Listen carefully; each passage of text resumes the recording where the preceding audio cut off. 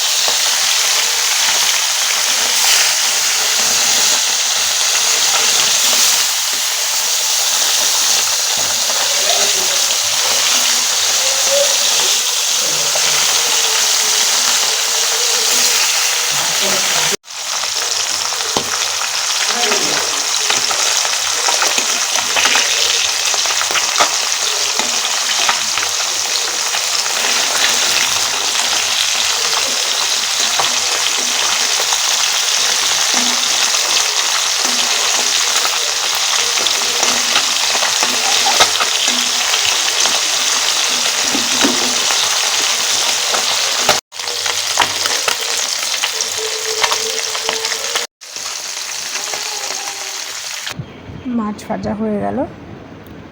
এবারে পরিমাণ মতো সর্ষে, কাঁচা লঙ্কা কেটে দিলাম আর একটু কালো জিরে, সর্ষেটা বেটে নেব। পুকুকে দেখুন কথা বলছে, সব সময় আমি বাড়িতে থাকলে সবসময় আমার পেছন পেছন সব কাজের সঙ্গে ও থাকবেই। এখন আমি বাড়ছিলাম যখন, ও জল খাচ্ছিল। জল পেলে ওর আর কিছু লাগে না।